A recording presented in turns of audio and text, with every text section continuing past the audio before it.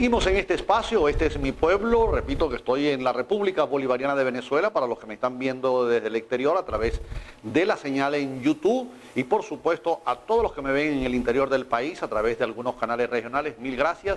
El tema, como ven, es un tema apasionante, el tema electoral, el tema postelectoral, pero vuelvo y repito, como lo decía antes de que ustedes vieran el micro, señalaba que más importante que el proceso electoral como una expresión de participación y, entre comillas, de protagonismo del pueblo, lo más importante que hay que leer es el resultado. ¿Qué sucedió allí?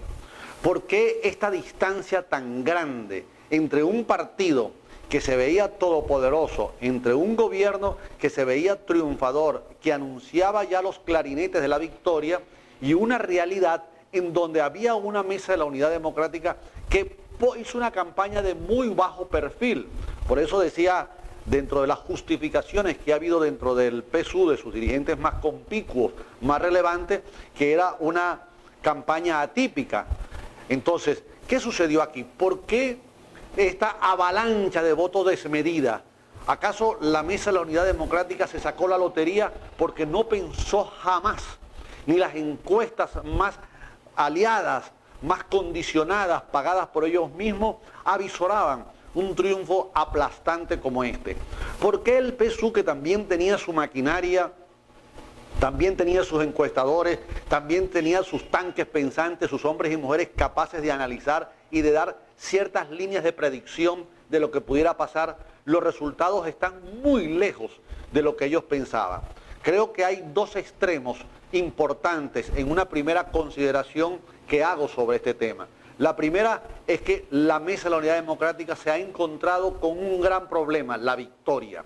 Triunfaron más allá de lo que esperaban. Por eso hablaba y hacía la comparación de la lotería.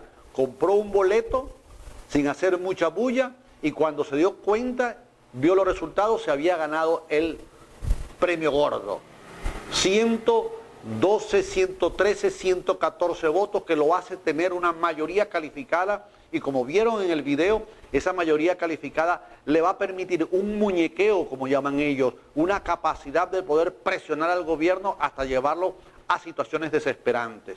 Entonces, si esto es así, si esta oposición triunfó de esta manera y tiene esa capacidad de presionar y de ir ajustando lentamente en lo que se ha dado en llamar un golpe blando, por aquello de que hay golpes de estados violentos, esto va a ser un golpe blando, que es un acosar, ir acechando, como hacen las hienas que en colectivo atacan a la presa y lo van acorralando, mordiendo, atacando, como se hace en las guerrillas.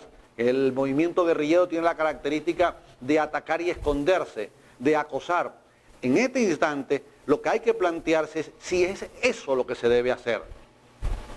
Cuando la gente de la oposición, esa masa que está disconforme, porque yo hablo de oposición del pueblo, que se niega a aceptar tantas irregularidades por parte del gobierno, y de una oposición organizada, sincrónica, que es la oposición política de la Mesa de la Unidad Democrática, que entre ellos no hay acuerdos, no han tenido liderazgo, un liderazgo que haya sido contundente, capaz de convencer a las mayorías, no han tenido una propuesta de país como programa de gobierno, no han tenido la humildad de poder manejar situaciones similares, porque la segunda consideración tiene que ver con esto. No es la primera vez que el sector de oposición política, partidista, tiene en sus manos tanto triunfo.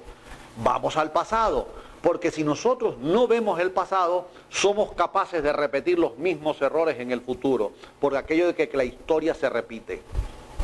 En el pasado, esta oposición al gobierno del comandante Hugo Chávez, que en paz descanse, y al gobierno del presidente Nicolás Maduro, tuvo un triunfo avasallante cuando fue capaz de movilizar en abril, en aquel abril del golpe, en aquel abril fuerte, 6 millones y tantos de personas. Luego, en las elecciones presidenciales del 2013, tuvo otro capital extraordinario cuando fue capaz de atraer, de llamar la atención de casi 7 millones y pico de electores en unas elecciones reñidas, que creo que la diferencia fueron de 200.000 votos. Es decir, que con esos triunfos la oposición no lo ha sabido capitalizar y se les ha ido de la mano. Se les ha ido de la mano porque no han entendido que el pueblo, cuando da un voto de confianza a alguien, cuando vota favorablemente por un candidato o por varios candidatos, al mismo tiempo ese mismo pueblo te lo puede quitar. No han entendido que más allá de la confrontación violenta, como fueron las guarimbas que costaron 42 muertos, más allá de ese boicot de los alimentos, había que agarrar al pueblo y crearle una cultura política para enamorarlo, porque la política y el amor parecieran que no tuvieran nada en común. Pero la política se hace entre humanos y los humanos tenemos sentimientos y el amor es un sentimiento muy noble. Y algo se le puede reconocer al presidente Chávez, es esa capacidad humana que tuvo de poder acercarse al pueblo y de conectarse casi cósmicamente con el pueblo. Esta oposición que hoy está triunfante no ha tenido esa sensibilidad, ese roce con el pueblo, porque mi pueblo, este pueblo, nuestro pueblo venezolano, es un pueblo sentimentalmente amoroso. Podemos tener todos los errores, podemos ser un pueblo con un patrón de consumo exagerado, podemos ser un pueblo demasiado alegre, festivo, con una visión del futuro optimista, pero también tenemos que decir que la sensibilidad de nuestro pueblo no solamente está a la vista, sino que los extranjeros cuando vienen a este país a quedarse, se maravillan la hospitalidad que nosotros tenemos hacia ellos. Entonces, con este triunfo, queda por saber si va a ser otro momento más en donde estas fuerzas políticas de oposición se van por los lados, desperdician la coyuntura. El país se construye con hechos. Las victorias son más peligrosas que las derrotas, porque en la derrota entra la reflexión. No solamente entra la reflexión, sino además un estado comprimido, donde la gente está desmoralizada. La victoria es la gloria. Se dice que la victoria tiene muchos padres y la derrota es huérfano. Entonces, queda por explicar si realmente esta oposición al fin va a estar a la altura del momento histórico. Estamos hablando de 30 millones de personas, porque al momento de comprar harina precocida, al momento de comprar los artículos de primera necesidad, todos somos iguales como somos iguales ante Dios. Vamos con los compromisos y seguimos en este espacio. Este es mi pueblo.